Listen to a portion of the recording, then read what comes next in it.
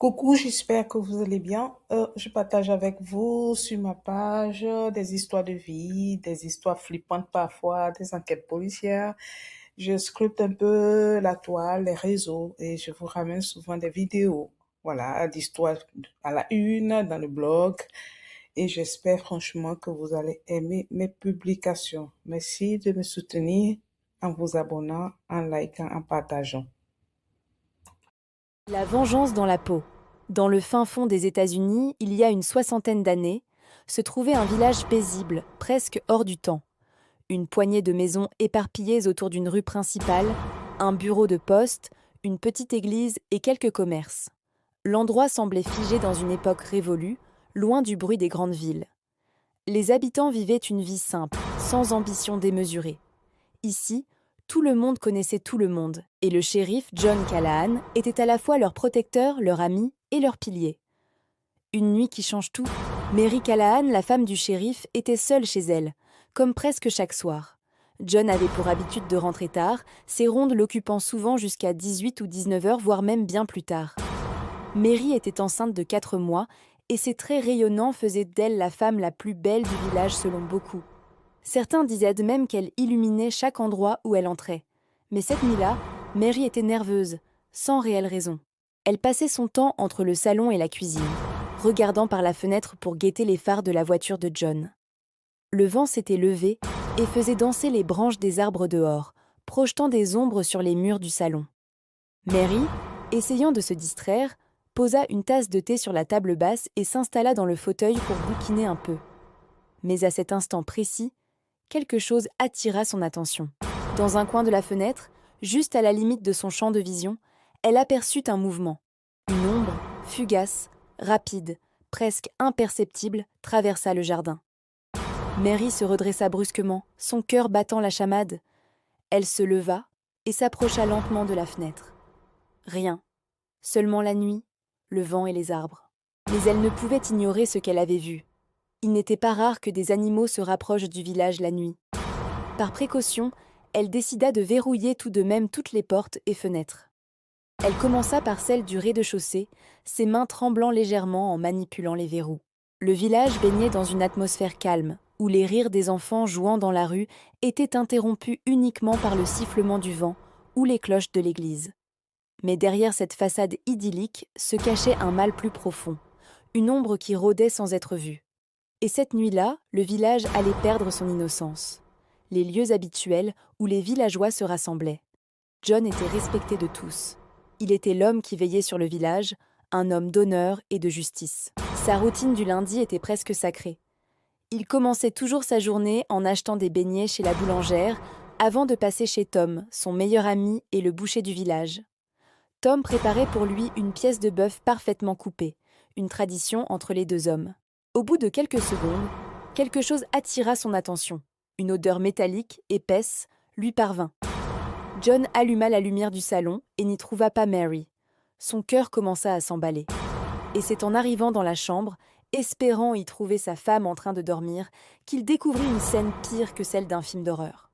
Devant lui, la pièce était maculée de sang.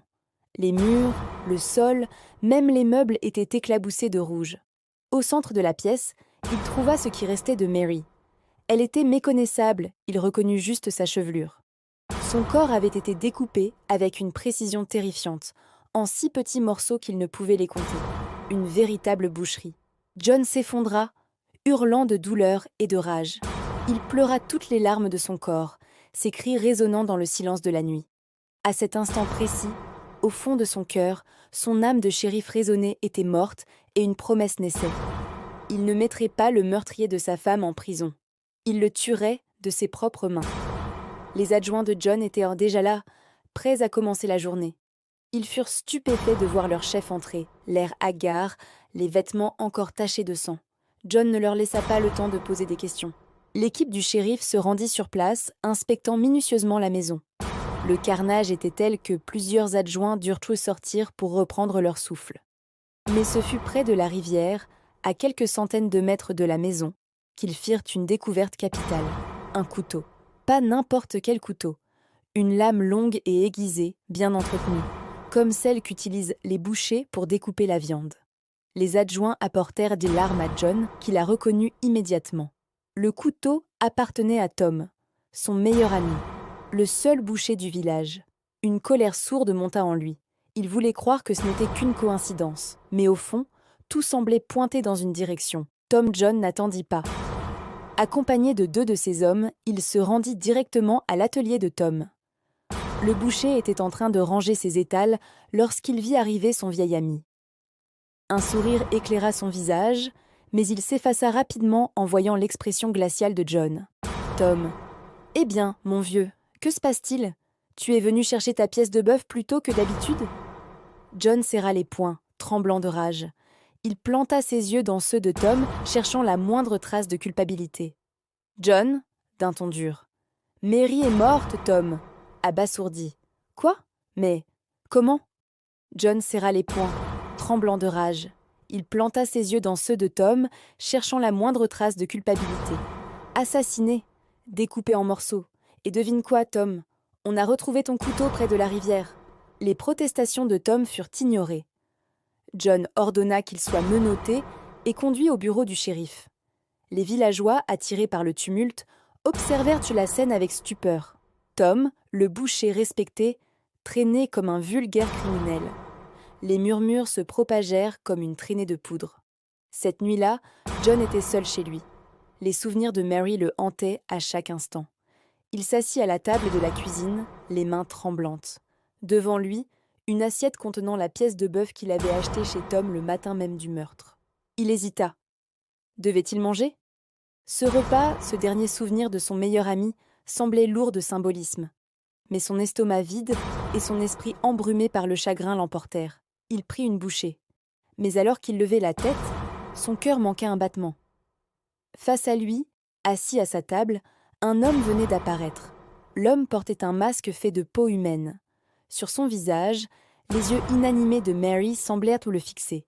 Dans sa main droite, un revolver pointait sur John. Sur son tablier blanc immaculé, des taches de sang séchées. L'inconnu. « Bonsoir, shérif. J'espère que le repas est à ton goût. » John resta pétrifié.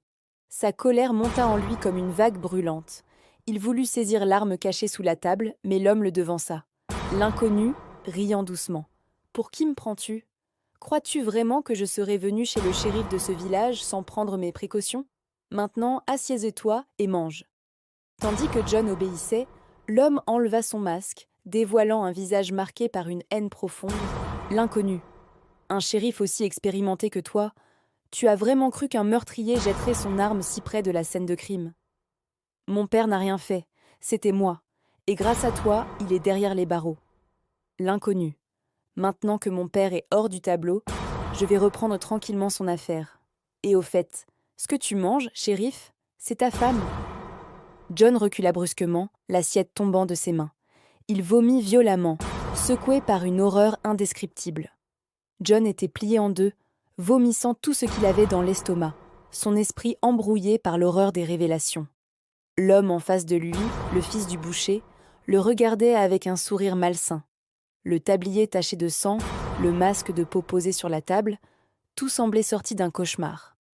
Mais ce n'était pas un cauchemar, c'était réel.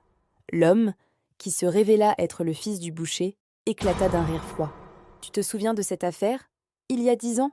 Cette famille qui a été massacrée dans leur ferme à la lisière du village ? Une mère, un père et un petit garçon de 7 ans. Tu as arrêté un vagabond, un type qui avait le malheur de passer par là au mauvais moment. Tu l'as pendu, John, devant tout le village, comme si ça suffisait pour laver le sang. » John sentit son estomac se nouer. Les souvenirs remontaient. Une vieille affaire, brutale, sanglante, mais close depuis longtemps. L'inconnu. « Tu te souviens de leur nom, non ? Eh bien, moi je m'en souviens. Parce que ce petit garçon, celui que tout le monde croyait mort, c'était moi. J'ai vu mes parents se faire découper comme des animaux. Et toi ? Tu n'as jamais cherché à comprendre. Tu avais ton coupable, et le village avait sa paix. Une vengeance longtemps nourrie. » John sentit une sueur froide couler le long de son dos. Les paroles de l'homme résonnèrent dans son esprit. Était-ce vrai ? Avait-il commis une erreur si grave, une injustice si irréparable ? L'inconnu. Alors j'ai attendu. Pendant des années, j'ai regardé ce village m'oublier. Oublier ma famille. Ce putain de boucher m'a adopté et m'a offert une vie qui n'était pas la mienne. une vie de merde. Et toi, tu étais là, à te pavaner comme un héros. Mais moi, je n'oubliais rien. Chaque jour, chaque nuit, je me disais qu'un jour je te ferais payer. Et quand j'ai vu cette femme parfaite, enceinte de ton enfant, je savais exactement comment te briser. Il éclata d'un rire nerveux, presque hystérique. Il se leva, pointant le revolver sur le front de John. L'enfant du boucher était en réalité un enfant présumé mort qu'il avait adopté. Sa famille avait été massacrée par un meurtrier, et le gentil homme avait recueilli l'enfant dans son foyer afin de lui offrir une vie meilleure. Faute de preuves suffisantes, John avait condamné un homme à la hâte pour le crime commis sur la véritable famille du garçon. L'enfant adopté, qui n'avait pas été satisfait de la sentence, s'est nourri d'une haine et d'une jalousie malsaine pendant des années, rejetant la faute sur le shérif. Avide de rancœur, cet homme avait préparé sa vengeance macabre. Tu sais, je ne voulais pas simplement te tuer. C'était trop facile. Non, je voulais que tu ressentes ce que j'ai ressenti, que tu perdes tout, que tu sois consumé par la haine comme moi. Tu as tué ma femme, tu as tué mon enfant. Les hurlements de John résonnèrent dans la maison, mêlés aux gémissements étouffés de l'homme. Mais John ne s'arrêta pas. Ses poings continuèrent de frapper, même lorsque le visage de son adversaire devint méconnaissable, même lorsque le corps cessa de bouger. Les hurlements de John résonnèrent dans la maison, mêlés aux gémissements étouffés de l'homme. Mais John ne s'arrêta pas. Ses poings continuèrent de frapper, même lorsque le visage de son adversaire devint méconnaissable, même lorsque le corps cessa de bouger. Une fin tragique. Lorsque John s'arrêta enfin, il était couvert de sang. Ses mains étaient mutilées, ses phalanges brisées. Il recula lentement, regardant le corps inerte devant lui. Ce n'était plus un homme. C'était une masse informe, écrasée par une violence aveugle. John s'effondra sur le sol, le regard vide, ses larmes se mêlant au sang qui ruisselait sur son visage. Après de longues heures, la porte s'ouvrit. Lorsque ses adjoints arrivèrent, ils furent horrifiés par la scène. John, le shérif respecté, était méconnaissable. Il ne tenta ni de s'expliquer ni de se défendre. Il se laissa emmener sans un mot. Le procès de John fut rapide. Les villageois, d'abord choqués, comprirent peu à peu l'ampleur de la tragédie. Certains le virent comme un monstre, d'autres comme une victime d'un destin cruel. Quoi qu'il en soit, John Callahan fut condamné à la prison, à perpétuité. Quelques semaines après son incarcération, John fut retrouvé pendu dans sa cellule. Il laissa derrière lui un village brisé, une maison abandonnée et une légende macabre qui hanterait les habitants pour des générations. Et vous, que feriez-vous si une erreur passée venait vous détruire ? Si la vengeance d'un homme que vous aviez oublié bouleversait tout ce que vous pensiez savoir ? L'histoire de John Callahan est celle d'une vie consumée par la haine et d'un village qui a appris, trop tard, que la justice n'est jamais simple.